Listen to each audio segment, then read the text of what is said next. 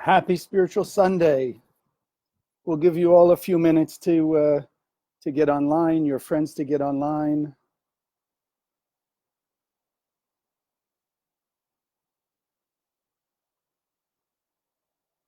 There we go. A few more people joining us.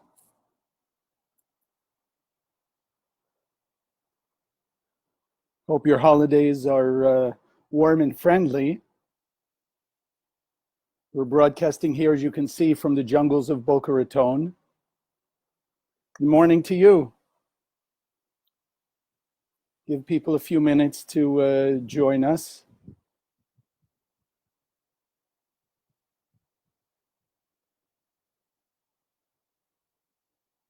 Oh, thank you.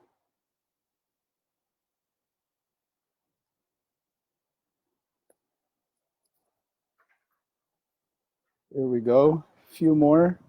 There we go. Coming on in. Yes, thank you.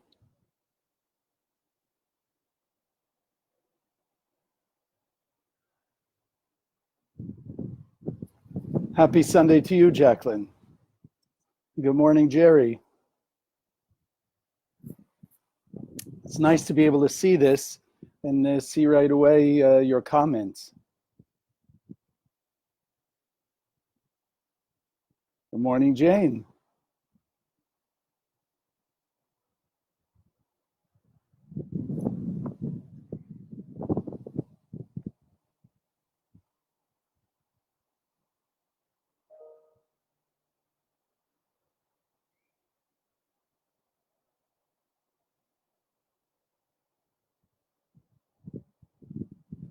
It's a good morning, good afternoon, and good evening, depending on where you are in the world. The nice part of this is knowing that we've got a few people who are 5-6 hours behind us. We have a few people around us. We have some in Europe who are a few hours ahead, and some in the Far East that are literally 12 hours ahead of us. So it's kind of interesting concept when we learn in Kabbalah, there's no such thing as time, space, and motion. And, you know, sort of the illusion of time. So here it is for me, it's 11 a.m. Eastern time. For some of you, it's 11 p.m., wherever you are in the Far East. And some of you, it's, if you're up yet, it's about 5 in the morning. So it's great to have so many people joining us.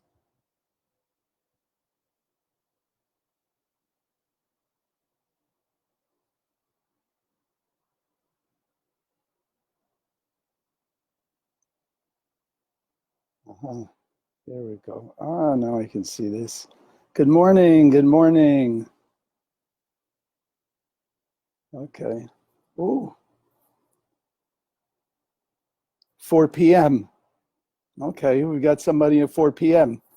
Miriam, by you it must be, I don't know, 10 or 11 o'clock at night. We have someone watching from the Middle East. I see at least the name. So, but it is interesting, the illusion of time. You know, it's the old idea that time is relative to our consciousness. So sometimes you can be in a rush somewhere, and something that literally is taking 30 seconds can seem like it takes half an hour. And sometimes if you're not in a rush, almost if you're trying to avoid something, you know, things seem to go much faster. So, okay. All right, well, let's get started, and the rest will join. Please make sure you're starting a watch party. Just let your friends have access to this wisdom also. So for those of you who celebrate Easter, we want to wish you a happy Easter. Those of you celebrating Passover, a happy Pesach. And that's actually, you know, it's interesting because not every year it comes at the same time. In this case, it's very immersed together. So Thursday night or Wednesday night, we started the Passover 7-day cosmic event. Now we're in the Sunday of Easter, for those of you connecting to Easter, and I wanted to bring them together with some Kabbalistic consciousness. But before we do that, as we always do, let's remember consciousness is everything. And so we want to begin with our affirmation because it's still about raising one's consciousness, raising one's awareness, as we're about to do today. Just raising awareness means to see things in a new way, to see things from a new perspective, and really coming to the understanding if there is one creator and one creative energy force, then there has to be a root universal spiritual technology from which all religions, spiritualities, and physical sciences come from. And that's the beauty of what we learn here in the Kabbalah Center. We don't learn religion, we don't learn ritual, we don't learn dogma. We learn the spiritual universal system of creation.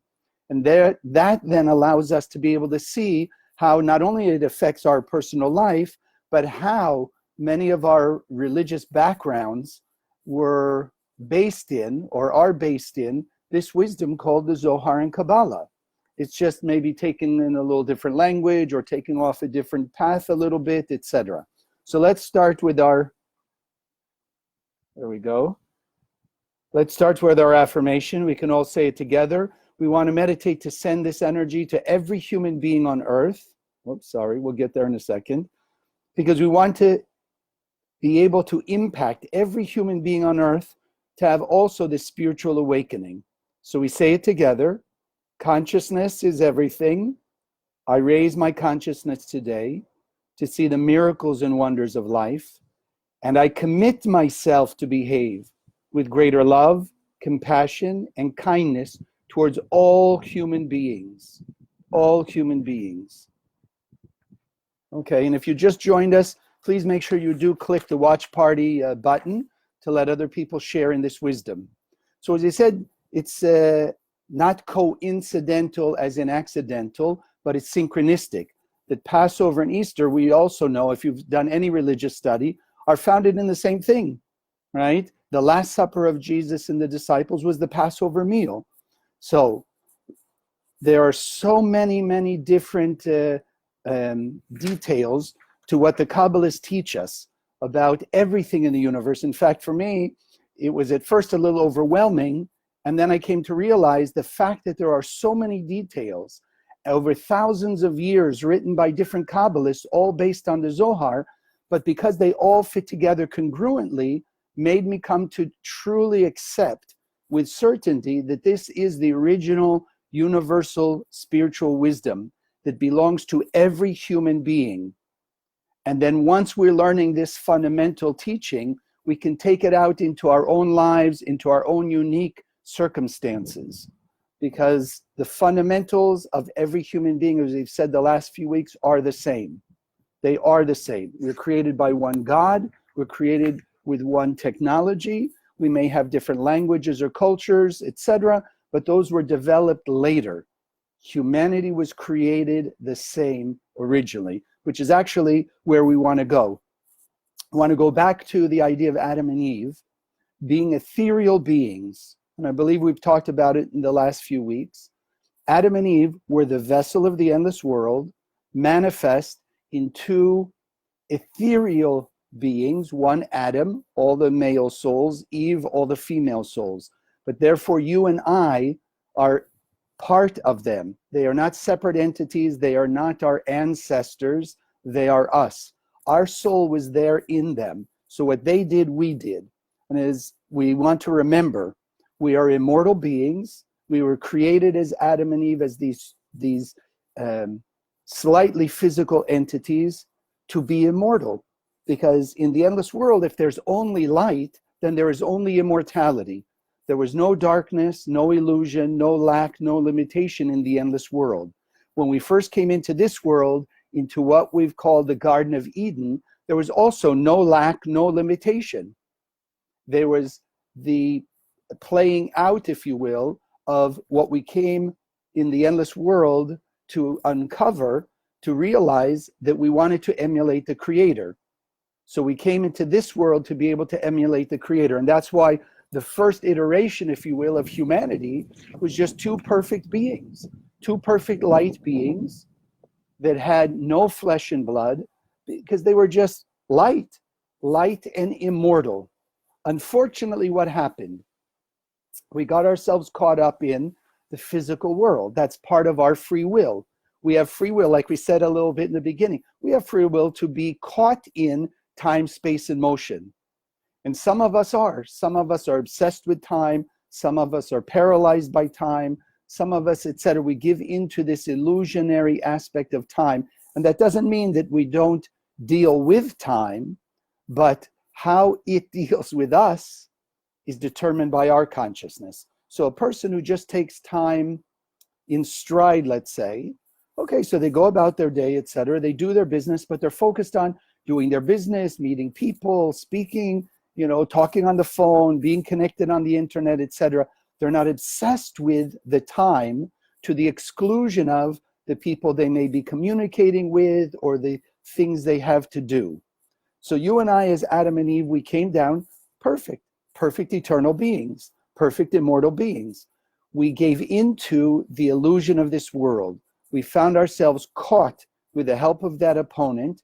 We found ourselves caught in the 1%, in the physical material world, and we disconnected ourselves from the endless light, from that eternal perfection. The endless world never disappeared. The endless light never disappears. That's what we keep raising our consciousness to remember. The eternal light is always here with all of the blessings, all of the solutions, all of the clarity, with everything every single human being on earth could ever imagine wanting is right in front of us, past the limitations of our five senses. And you and I, as Adam and Eve at that time, we gave in to the limitation of our five senses. We caught ourselves and immersed ourselves. As we've talked about, we've ate and partook of the tree of knowledge, good and evil, and we created that opening by disconnecting ourselves from the light of the tree of life, from the light of the pure light of the endless world. We left an opening for darkness, illusion, chaos, pain, suffering, and death. We did. Now, the part to keep in mind is, as that occurred, as you and I, as pieces, if you will, there were, let's just make it simple, let's say 3.5 billion male souls in Adam, 3.5 billion female souls in Eve. Once we collectively chose of the tree of knowledge, good and evil, immersed ourselves in the illusion of the five sense world, then that huge soul, if you will, broke up into the 3.5 billion pieces of male energy and the 3.5 billion pieces of female energy. So each and every one of us, therefore, we have a piece of the soul of Adam and Eve that is pure and perfect, and we have a piece of the mistake that we used our soul to do to fall into the illusion. We gave away aspects of that in eternal awareness for the temporary awareness of the physical material world. Okay. So then it's up to each and every one of us to repair, if you will, that piece of the soul of Adam and Eve by reconnecting it to the light, acting like the light, giving into the tree of life and overcoming the tree of knowledge, good and evil, overcoming the world and the world of illusion and the perception of duality. So our spiritual work, our spiritual evolution, is to reconnect that pure and perfect light being within us to, one, the endless light, that Garden of Eden on earth, and also to unite all the pieces to bring back, if you will, not only the 3.5 billion souls of Adam and 3.5 billion souls of Eve, but unite them together into 7 or 7.5 billion united human beings on earth. Okay? That's our spiritual work. And then this is where the whole idea of reincarnation and the resurrection enter in. And that's what I wanted to make my topic today, so that you and I would be able to take them out of the realm of the mystical and into the practical. Because when they used to say Kabbalah is mysticism, what are they really saying? It's a mystery. Nobody, at least that was the perception, really understood it, and therefore it was mysterious. But once you understand it, it's no longer mysterious. It's now technology. And that's what the Kabbalah Center is bringing to us. Technology, spiritual technology. So let's remind ourselves the fundamental. The Kabbalists teach, and we emphasize it here in the center, everything is exactly cause and effect. We may not see it right away. The cause may be set in motion any moment, And the effect could be in a microsecond later, it could be in a week later, it could be a year later, it could be in years later, and as we'll discuss, it could even be in lifetimes later. But there is an exact cause and effect. And what does that mean? The actions we do come back. So the good actions we do come back to be enhanced and raised to a higher level. In other words, we did acts of kindness, of love, compassion, generosity. They will come back to us as blessing and also opportunity to, as we affirm every Sunday, to act with greater love and kindness, compassion, generosity, humility, etc. So the good comes back, not just to say, oh, that's my reward for the good I did. It comes back for me to take it to a next high level. Because until we're revealing 100% of our light, there's always a higher level of all those good behaviors. What happens with a bad? Person does an act of jealousy. That jealousy will come back to them, most likely through somebody else who makes them jealous. And therefore, it's our spiritual work to overcome the jealousy and act with the kindness, the gratitude, the happiness for the other, etc. To transform the reactive behavior that disconnected us from the light into a proactive behavior through transformational sharing that reconnects us with the light. Okay, so everything is cause and effect. Everything, everything, everything. Now, what's the power of the opponent?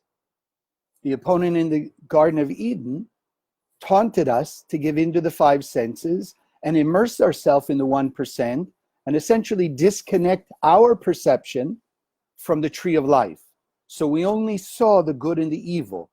We only saw first the good. That's why we ate of the tree. We didn't think it was bad, because none of us will do right away what we think is bad. We'll do something that we think is good, being caught in the temporary moment, in the first thought, that first action, get temporary good, and then the good will go away into bad. And that's why it's the tree of knowledge, good and evil, right? So what's the power of the opponent? The opponent is to influence us into the illusion, to influence us to give into our five senses, which we all know are limited. All you have to do is go to a magic show. You know your five senses are limited because you don't see the rabbit hiding in the hat. You don't see how the magician could saw somebody in half, right? We don't understand it. We don't see it with our five senses. We know there's a trick to it because intellectually we understand, no, he didn't really cut somebody in half. So there's got to be a trick somehow. He or she, the illusionist, is fooling our five senses. So the opponent is the ultimate magician. It's located like a parasite, we say, in our brain, constantly influencing us with negative thoughts to give into the five senses, which basically means the other person, the person who pushed my buttons, the person who's doing what I don't want them to do, the person who's not giving me what I want, they're my obstacle. They're my blockage. If they weren't in the way, I would be happy and joyous all the time. That's the influence of the opponent, to give us that illusion of blaming the other person, that somebody else can stop us from having our good. So as we spoke about, I believe it was last week or the week before, how do we overcome that? By understanding, one, everything is cause and effect, and then working with the Kabbalistic teaching that every human being on earth, everything we see around us is a mirror of us. It's a mirror of our behavior. So yes, it may not be as immediate as a physical mirror to see it directly, but it's a mirror nonetheless. If a week ago I acted with insensitivity, it could be a week later somebody's acting insensitive to me, to give me the chance to transform my act of insensitivity. And the influence of the opponent is tell me, just be insensitive again. Do the same thing, because you got instant gratification the last time you did that. My job is to pause our spiritual work, stop, don't give in to the opponent, give in to the light, act in a higher level of light. So use the entire world as a mirror so that I can have constant feedback of where I am in my spiritual growth. You know, I've been teaching for about 33 years now, or 32 years now, been a student for 33 years. And it's always amazing how many people want to know, what's my tikkun, what's my tikkun, what's my tikkun? What's my correction? What do I have to correct? Is my tikkun to be, a political person, a business person, a doctor, a lawyer, this? No. Our tikkun simply means correcting our mistakes. So anything that pushes our buttons, there's my tikkun. That's why we've learned about the mirror effect. What's my tikkun? If somebody pushes my button of anger, anger is my tikkun. That's it. Correct my anger. If somebody's pushed my button of fear, insecurity, that's my tikkun. Let's make it simple.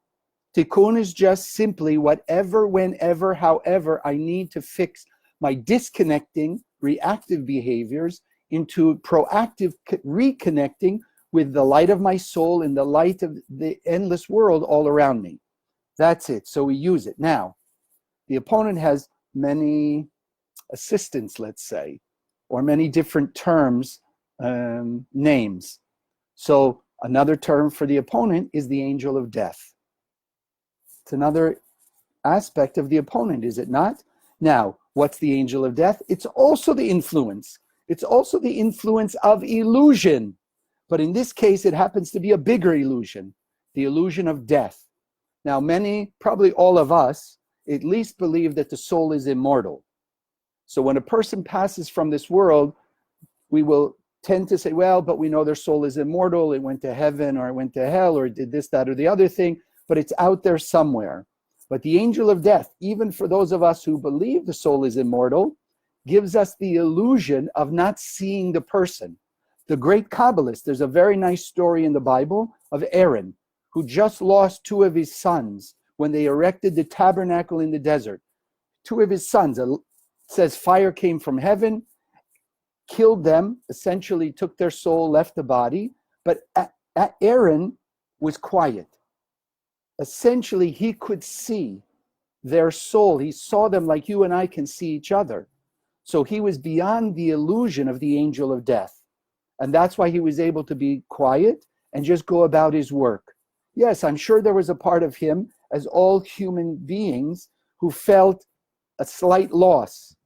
But the awareness and the vision that he had of the tree of life, to be able to see his children, where they were going and what they were doing, like they were continuing on their journey, also gave him relief.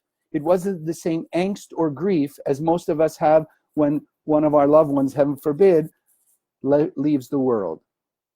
Now, what happens with the angel of death? We said the opponent, our job is to turn reactive into proactive. What happens with the angel of death? What happens to our cause and effect? Think of that. Person leaves the world. What happens to the leftovers, so to speak, of their cause and effect? So we can think almost like sleep. The Kabbalists tell us sleep is 1/60th of death. So when we go to sleep, we almost look like we're dead, don't we? Usually people just lay out there, their breathing is shallow, etc., etc. Then we wake up in the morning. And in a similar way, but on a more micro level, if you will, whatever we didn't finish yesterday follows us into today. We have to finish what we didn't finish yesterday. We have to enhance and increase what we did do yesterday, etc. So on a collective level, it's the same idea.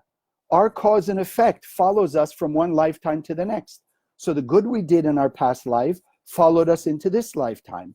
The reactive things we did, the things we left untransformed, also followed us into this lifetime. That's why when you look back at your childhood, there are so many things, different behaviors, different thoughts, different ideas, different visions that make no logical sense with perhaps the family you grew up in, the circumstances you grew up in, etc. And without giving you whole courses on reincarnation, but just again the basics so you'll grasp the concept. This is where we understand and we see hints of reincarnation. I want to tell you briefly my experience. I grew up, yes, in a Reformed Jewish family, but in my family we lost nobody that I knew of or ever heard of, lost nobody in the Holocaust. And yet, from as early an age as I can remember, any television show about the Holocaust, I was glued to the television. As a 5-year-old, 6-year-old, 7-year-old, 8-year-old, I remember distinctly glued to the television to watch the various stories about the Holocaust. Now, made no sense to me. It was just a fact. I came to learn Kabbalah and understand more of the details of how reincarnation worked. And I realized it was just a sign I had been in the Holocaust, because I was so almost obsessed with those things. Also, in my particular case, my father was a New York State policeman. We had my brother's friends who were local policemen. I had much respect for police and the job they do and the danger they put themselves under, etc. Nothing but respect. Yet at the same time, from as, again, early as I can remember, if we drove on the street, if my parents were driving and a police car went by, I froze. I shook for a moment, and it made no sense. But again, when I started to put all these pieces together, I realized for sure I had been in the Holocaust in a past life. And from that point forward, many different dreams and visions and different understandings in meditation, etc. And I became more and more aware of who I was, what I had done, etc., etc. But I want for you to understand, reincarnation is just the continuity of cause and effect. Otherwise, what would happen to our bread of shame, those of you who know the term, what happens to our having to make an effort to emulate the Creator in order to have all the blessings of the light that the Creator put in our soul from the endless world? It just disappears. We don't have to pay our debts. No, that's why reincarnation. And that's why we see the different things we do. Some people born in war zones, some people born in great circumstances, some people born sick, some people born very healthy. Those are just the cause and effect cycle taking place even at birth. Yes, now I want to make sure that that doesn't activate. I don't want the opponent to get in. We're not judging people who may be born sick or under, less than perfect circumstances. We don't want to judge them. So, oh, well, they must have done something bad in a past life. No, we don't want that. Our job is to have compassion and kindness and tolerance towards everybody. Because remember, we are all one soul. We are all part, at least, if you will, of all the body of Adam and all the body of Eve. And technically before that, we were all one vessel, period. So by judging another, remember the mirror? We get judged ourselves. By criticizing somebody else, it comes back to us. So our job is not to see negativity and make judgment. Our job is to see negativity and exert and shine as much light as we can of tolerance and love, of kindness towards those people to help them have that spiritual awakening, that they will also, as you and I are learning, one, come to this wisdom, so they'll be able to have the technology, how to take control over their lives, understand the details of how this system works so they can have even greater control. And yes, I just got the thought, just to remind you, in case you haven't started a watch party, please just click the button. Start a watch party, let others come to us whenever they happen to be ready. When their soul is ready, that's when they'll see your notification. So we have reincarnation, the continuity of cause and effect. Now, remember we said Adam and Eve, let's say Adam was 3.5 billion souls of male energy. Eve was 3.5 billion souls, or pieces of soul, if you will, female energy. So then in the same way, you and I, as we sit here looking at each other and learning together, we are not just, let's say, one soul, but even the soul that we call our soul, Kabbalistically has different levels, almost like a hologram.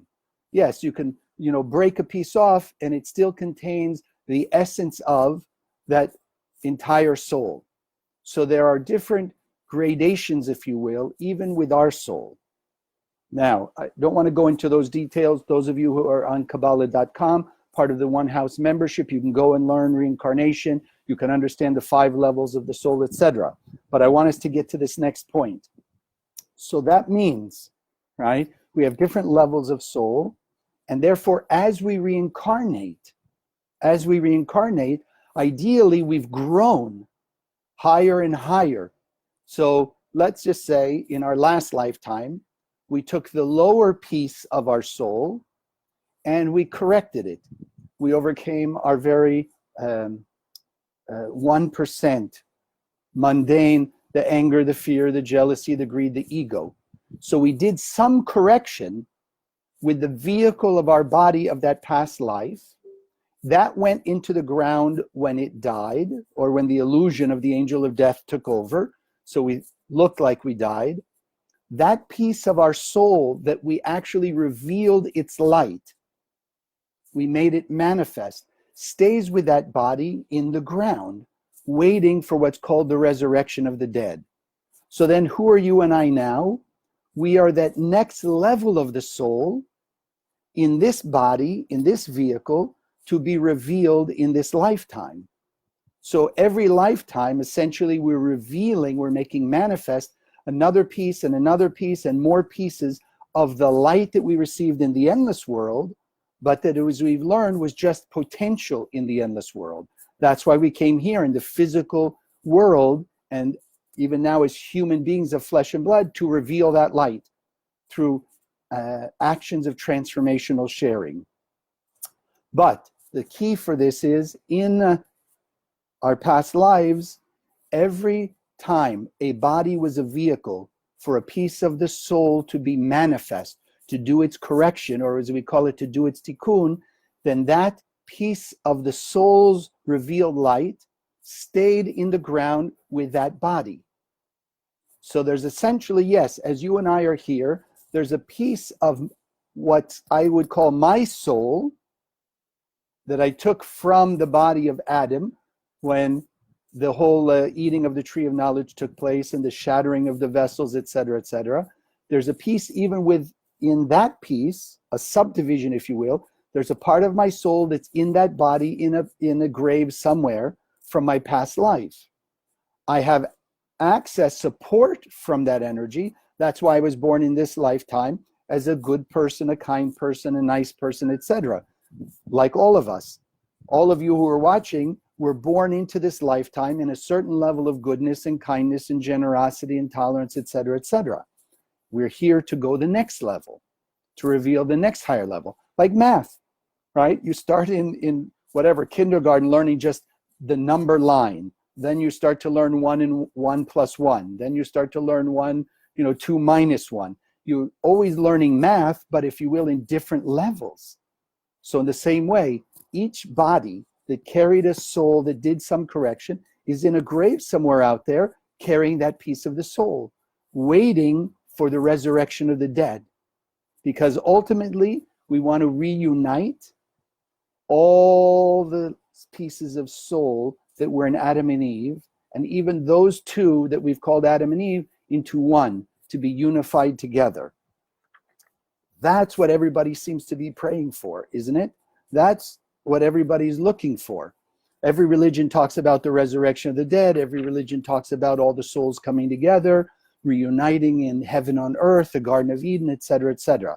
I'm just giving you a few of the more detailed aspects of that. Let's see. How are we doing here? Yes.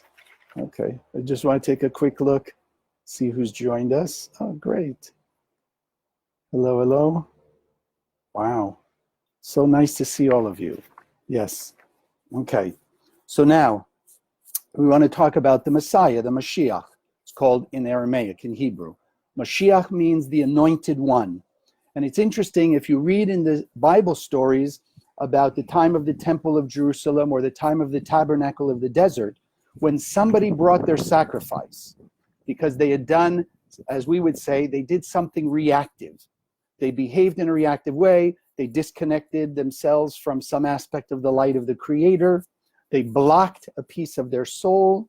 They defected, if you will, a piece of the cosmos. So to repair that defect, they were told what kind of sacrifice to take to the tabernacle or the temple of Jerusalem.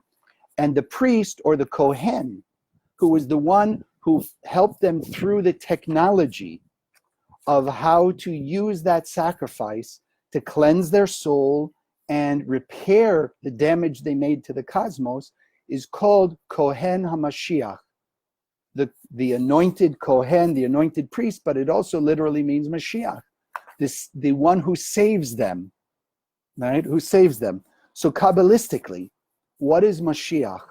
Mashiach is, Messiah is on an individual level, also on a collective level. It's not just there's one Messiah. There is that concept, and I don't want to get into it right now, but there is a collective Messiah energy. There is a soul that came also from the endless world, part of that one soul, that will also has, Kabbalistically, reincarnated in every generation, as we'll talk about now, waiting for the right moment to reveal itself for every human being. So now, the individual aspect of Mashiach, when we talk about a person can also save themselves, right? And understand it this way, like we do every day.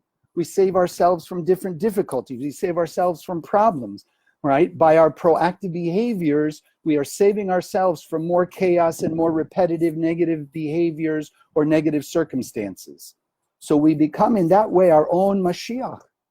We are saving ourselves from the repetitive patterns of fear or anger or jealousy or greed or whatever it may be by proactive, transformational sharing outside our comfort zone. Now, on that individual level, what does it really mean? To truly have an individual Mashiach, for us to say that we are truly on that level, what does it mean? We have revealed so much light, as the Kabbalists call it, a critical mass of light, that the opponent, in our individual case, has no more influence on us. When you think of all the great Kabbalists, from Abraham, Isaac, and Jacob, from Rav Shimon, the Ari, Rav Ashlag, Rav Brandwein, etc., those people connected to their own individual Mashiach because the opponent had no more influence on them. So if somebody came and screamed and yelled at them and cursed at them or whatever, they didn't even have a twinge of a feeling of anger or jealousy or greed or upset or resentment. They went immediately into acting like the light. Because if the opponent, that spiritual parasite, doesn't have any influence on us, then only the voice of the light of the Creator, the voice of our soul, has influence on us. So we wouldn't even be triggered in a negative way. We would go right into shining light, having compassion on that other person, seeing them as a part of my soul, and therefore how could I scream at them or disconnect for them and be reactive towards them? I wouldn't be. That's when an individual has an individual connection to Mashiach, truly to Mashiach. Because that opponent has no more influence. Now, what about collectively? Collectively, it's in a similar way, but now on a grander scale. Collectively, the collective Mashiach means when you and I and all the 7.5 billion people on the planet today, as we've talked many times, we are interconnected. Everything we do affects and impacts every single other of the 7.5 billion people. So then the more acts of transformational sharing that you and I do, the more acts of love and kindness and compassion and generosity and humility and tolerance that we do, we are adding into the cosmos light. And every piece of light is removing a piece of darkness. So the collective Mashiach, according to the Kabbalists, will be revealed eternally when we have revealed a critical mass of light that literally the angel of death disappears from the cosmos. There is no more influence of that illusion of death. There is just the tree of life. There is just angels of light and life. There is only the light of the Creator, pure and perfect light, channeling to us, through us, all around us, individually and collectively. So the angel of death is gone. It's then, according to the Kabbalist, at that point, among many, many other details, but it's at that point that the resurrection of the dead will take place. Because essentially, as the illusion disappears, like you and I, when we wake up out of a dream, I have once had a dream. I used to sleep on a trundle bed, and I had a dream that I was skateboarding down the street and I fell off my skateboard. Well, the next thing I knew, I woke up and I was on the floor. I had fallen off the bed. So essentially, when I opened my eyes, the whole dream of, riding down the hill on my skateboard and wobbling and falling off disappeared. And there I was back in my bedroom. Yes, I was on the floor, but it was the floor of my bedroom. So in a similar way, once we've removed by a collective revelation of a critical mass of light, once we remove the angel of death from this world, then all there will be is the light of life and no more death. And every soul, as we talked about, every soul, every body that was in the ground, that had done some tikkun, manifested some next level of light, meaning exerted itself against the body influence to act like the soul. That's what proactive transformation is. The body tells me, have some fear, have some anger, have some greed, have some jealousy, have some ego. And when I overcome the body's influence, which essentially is the main conduit for the opponent, and I act from the soul, then my soul is controlling my body. And the opponent, or in this case collectively, the angel of death, can no longer control humanity. And that's when everybody that's in the ground that had overcome in some way the negative pull of the body to exert and exude the light of the soul will resurrect out of the ground, will be rejuvenated and resurrected out of the ground. Now, without going into all the details, how we'll survive and how many people there'll be and all of that, let's just take it for today. The resurrection will take place because there'll be so much light, and the angel of death and its darkness will have disappeared, that everybody will be recreated, if you will, reassembled out of the ground. And then whatever pieces of tikkun we have left, whatever blockages we may still have, whatever aspects of illusion, which will obviously be a minority, we'll just go right into the correction of it. Because once the opponent, the angel of death, is gone, there'll be no influence to be angry again, to be jealous again, to be fearful again, to be insecure again, to be resentful again, to be greedy again, etc. There'll be no influence. So we'll see the darkness, we'll just shine light.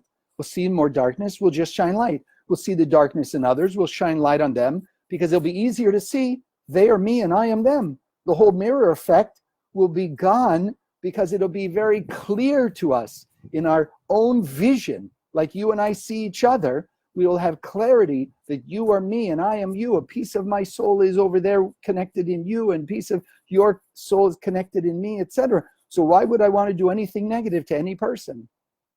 And that's what's called heaven on earth. That's what's called Kabbalistically the Mashiach, the collective Messiah, or if you will, the final redemption. Because at that point, we are finally redeemed from the opponent and its negative influence. We are finally redeemed from the angel of death and all its illusion of darkness and limitation. And we will be able to see, like Aaron did, we'll be able to see all of our loved ones from this life, past life. We'll even see ourselves. You and I will be able to see a person that may not look like us physically, but we'll know that's the other part of my soul in that body. In my case, let's say that's who I was in the lifetime of the Holocaust, and before that in Europe, etc., etc. We'll be able to see it, to know it with clarity. What you and I are learning now, in this moment, until we achieve that critical mass, we're sort of practicing, if you will, to get to that point. When somebody pushes our buttons, instead of seeing them as the opponent, instead of seeing them as our blockage, we are learning to pause and see them as a piece of myself. The whole idea of the mirror. I look in the mirror, it's whatever, a foot away or 2 feet away, because it's the mirror, but I see my image on the mirror 2 feet away. But I know it's me. So in the same way, you and I are learning in the Kabbalah Center right now how to, if you will, train ourselves to see our soul in other people, and therefore respond with love and kindness and compassion towards others. All human beings unconditionally. The beauty of that is the more we do that, the more we awaken in them the light of their soul. And the more we awaken the light in their soul, the faster they will also change. But if you think about it, isn't it usually how it works? If somebody's angry towards us and we respond reactively, we just enhance. It's like the flame gets bigger and bigger and bigger. We don't stop it until it comes to the point either one of us give up, or one of us yells so loudly, or whatever it may be, or walk away, and that kind of ends it. But it didn't really end. The fire of the anger or the jealousy or the hurt is still there. In our case, no. We're learning to pause, put the fire out right away by exuding more of the light of my soul. Do actions that share my light of kindness and compassion and tolerance and forgiveness, etc. That's Kabbalistically, the idea of the resurrection.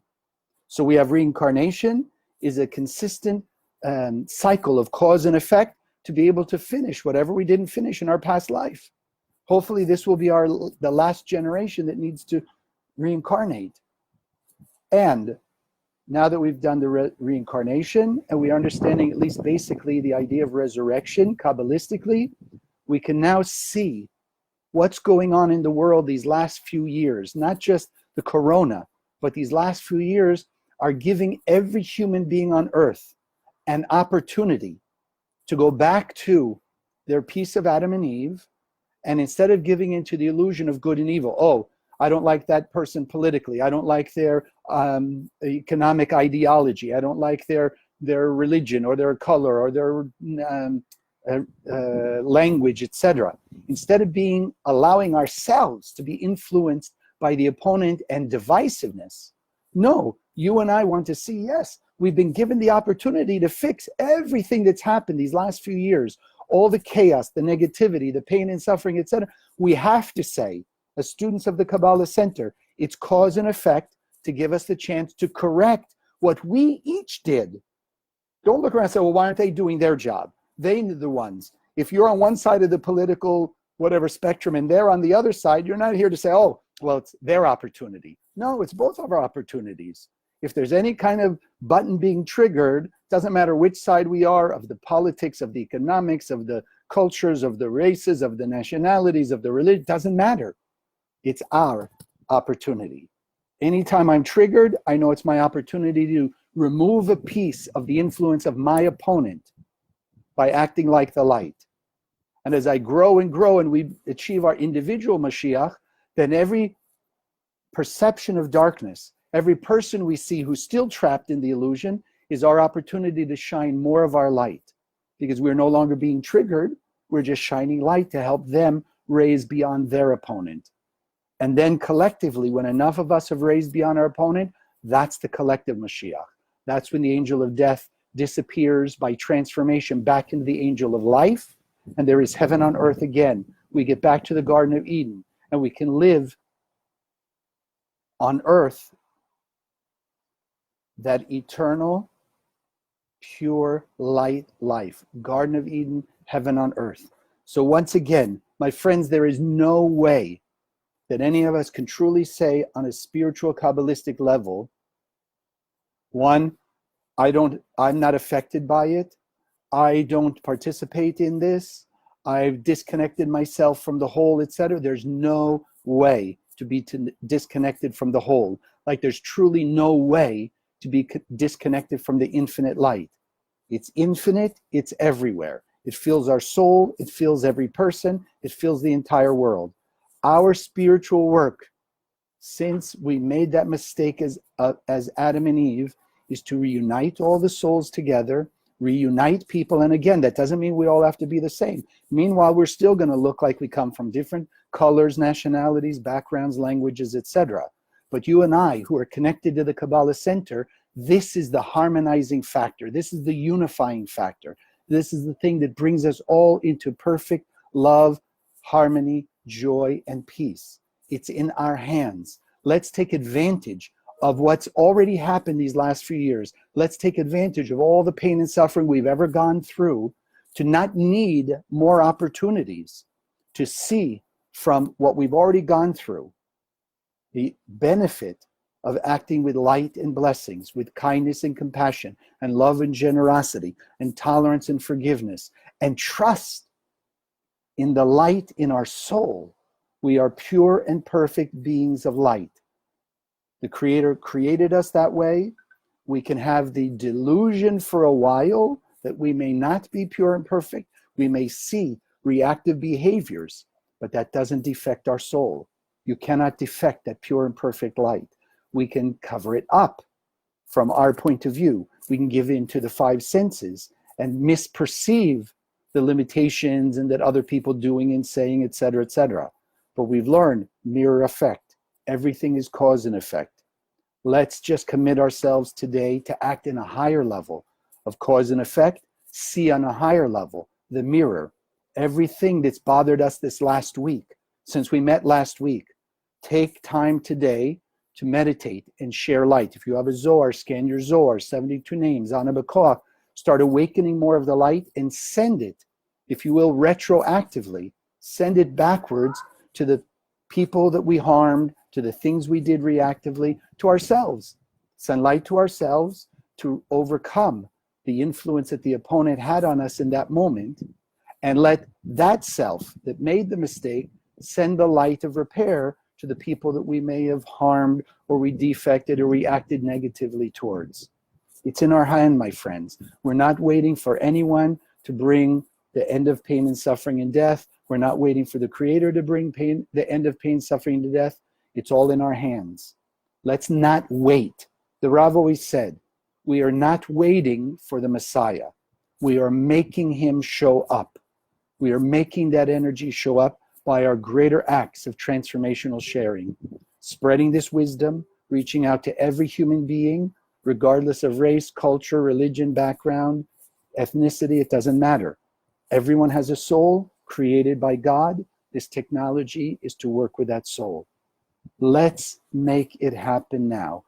Yes, it looks like we've over, what do they say? We're over the hump with the latest thing, but let's not forget the lessons we've learned. Let's not forget what we did as Adam and Eve. Let's not forget that repetitive cycle of having pain and suffering, working together to get out of it, and then going back to our individual lives.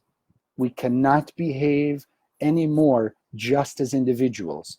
We have to see ourselves as a very important cog, gear, if you will, in the workings of all humanity. All 7.5 billion people are gears working together, so that what you and I do anywhere in the world is impacting everyone else, everywhere else in the world. Let's make sure that our impact is one of greater love and kindness and compassion towards all humanity. That will then pay forward, pay forward, pay forward, and the Garden of Eden can show up in our lifetime. God bless.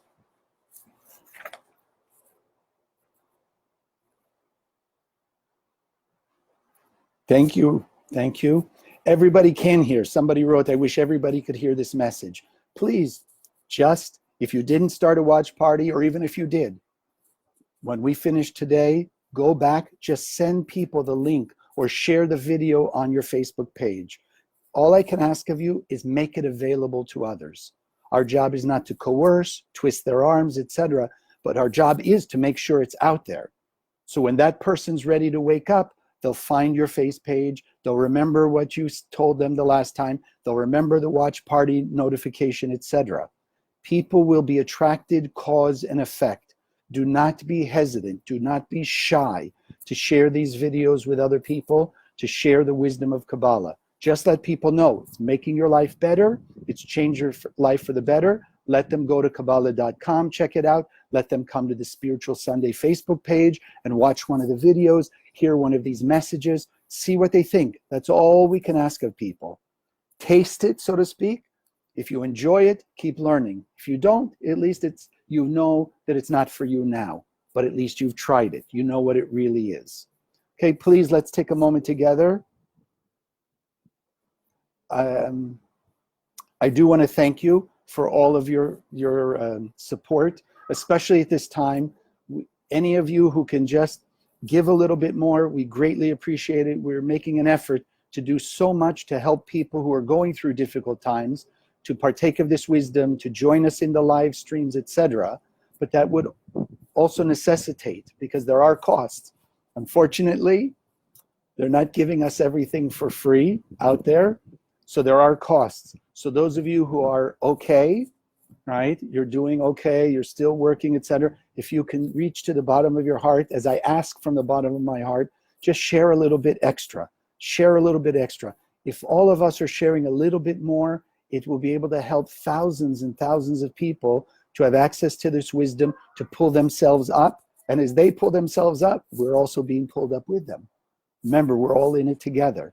So it's not we're just helping someone else, but I realize I am helping a piece of myself also to be elevated.